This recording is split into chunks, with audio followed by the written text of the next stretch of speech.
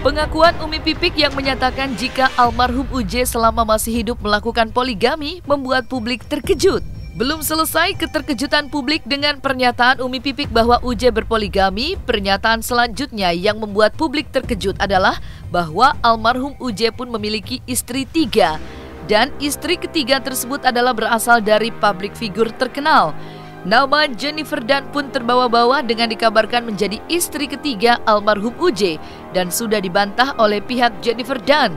Maka jika Umi Pipik mengeluarkan pernyataan bahwa almarhum UJ semasa hidup memiliki istri 3 dan istri ketiganya adalah publik figur, pengakuan mengejutkan datang dari sahabat UJ semasa hidup yaitu Ustadz Abdul Hakim. Ketika almarhum UJ masih hidup, Ustadz Abdul Hakim adalah seseorang yang sangat dekat dengan almarhum UJ dan dirinya tidak pernah mendengar atau mengetahui jika almarhum UJ melakukan poligami.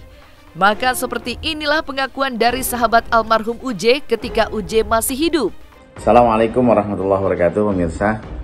Saya kenal dengan beliau itu Ustadz Jebri Al-Bukhari Al-Mahfullah almarhum, sangat dekat ya. Belum ada teman-teman yang saat ini ada Ustadz Solmed, ada Ustadz yang lainnya ya. Kami bersama dengan beliau ada pengalaman menarik ketika kami ke Pulau Seram bersama beliau, disambut dengan begitu meriahnya layaknya seorang presiden. Beliau sangat luar biasa. Beliau orang yang akrab dengan teman-temannya, akrab dengan saya, dengan teman-teman yang lain. Beliau tidak pernah membedakan ya, beliau orangnya royal, tidak sombong, siapapun yang bertemu tegur sapa dan lain sebagainya. Selama saya bersama beliau, saya tidak pernah mendengar beliau berpoligami. Ya, beliau menikah lagi. Istri beliau cuma satu, Umi Pipik. Ya, ya kalau kami keluar memang kadang-kadang keluar kota, ya dan sebagainya, keluar negeri, kan, Hongkong dan lain sebagainya. Kami tahu beliau tidak pernah membicarakan soal umpama beliau menikah lagi umpama gitu, belum menceritakan tentang istri-istrinya. Ya. Jadi kalau menurut saya sih beliau belum ya. Tapi wallahu alam kalau ada sebagian orang mengatakan beliau sudah.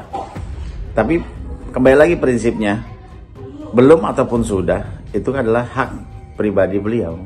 Ya. Kalau beliau menikah lagi, kenapa? Tidak, boleh-boleh saja orang menikah lagi. Entoh juga Umi Pipik tidak mempersoalkan. Kenapa kita harus mempersoalkan? Apalagi beliau sudah nggak ada. Ya, kita ungkapkan yang baik-baik saja. Kita doakan beliau.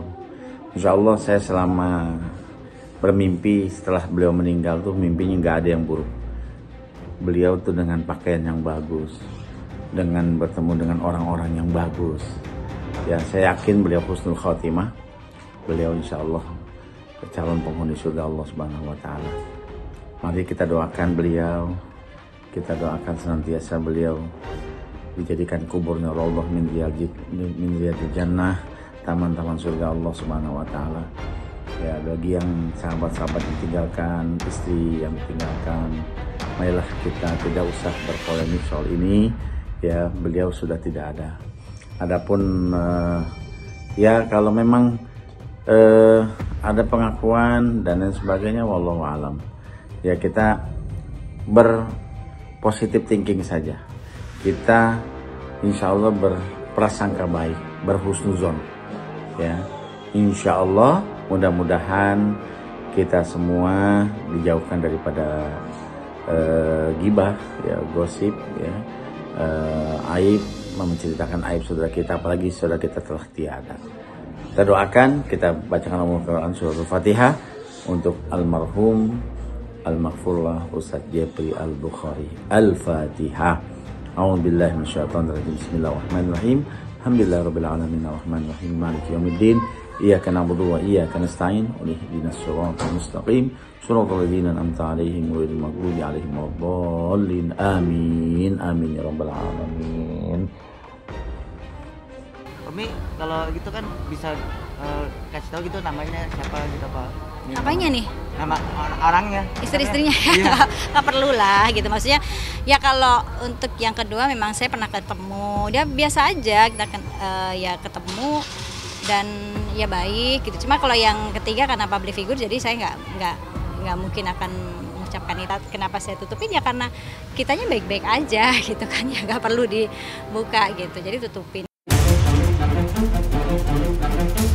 Pernyataan Umi Pipik yang menyatakan jika almarhum UJ berpoligami sungguh membuat publik terkejut. Keterkejutan selanjutnya adalah bahwa almarhum UJ tidak hanya berpoligami, namun juga memiliki 3 istri. Selain itu, dari istri kedua, almarhum UJ memiliki anak yang berjenis kelamin laki-laki. Hal inilah yang menjadi salah satu alasan mengapa dirinya membuka masa lalu almarhum UJ bahwa berpoligami dan memiliki anak dari istri keduanya.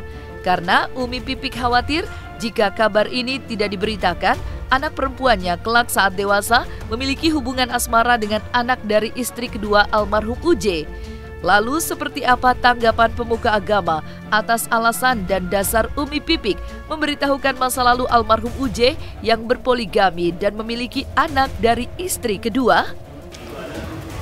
Kalau ada kasus setelah orang meninggal, tiba-tiba istrinya membuka rahasia besar bahwa sang suami punya istri kedua, ketiga, ya kembali lagi tergantung nawaitunya. Tapi sebaiknya kita ini kepada orang yang sudah meninggal harusnya kita omong kebaikannya. Kan barang siapa menutupi aib, lagi pula poligami bukan aib kok. Nah, barang siapa menutup aib saudaranya, Allah akan tutup aibnya nanti di hari kiamat. Tapi kalau dia punya niat lain, niatnya takut nanti, ya walaupun manusia ini 7 miliar lebih ya, tapi kan dunia juga sempit ya, kali aja nanti punya anak tiba-tiba pacaran serius, mau pernikahan tiba-tiba masih iya. Nah ini juga bisa dibenarkan juga, masing-masing punya alasan, masing-masing punya dalil, tapi jangan sampai kita membongkar satu rahasia besar tapi niatnya hanya untuk menjelek. Janganlah, orangnya juga udah sibuk. Kalau dia amalnya banyak dapat nikmat kubur, kalau banyak dosa juga dapat siksa kubur. Orang juga lagi ini udah nafsi ya kan. Jangan, idealnya ya kita tutup. Tapi kalau dia punya kekhawatiran yang lain, ya itu haknya. Ya itu bisa dibenarkan walaupun manusia di muka bumi ini 7 miliar lebih, tapi kan namanya ada istilah orang Betawi itu dunia itu sempit gitu. Kadang-kadang kita dekat satu kampus, nggak taunya kita masih ada hubungan darah. Dan yang lebih repot lagi, hubungan darah itu yang nggak boleh, yang haram untuk dinikah dalam Al-Quran itu juga bisa dibenarkan juga alasannya. Gimana ya, mereka masih satu darah sama anak saya. Dan karena mimpi itu loh, jadi saya kepikiran gitu ya, dan dan anak-anak juga mau nyariin juga. Ya kita lihat keadaannya, kalau emang salah yang jelas kita ketemu dulu lah ya kan, ketemu biar mereka deket sama anak-anak, jadi kan saudara ya, jadi adik gitu ya.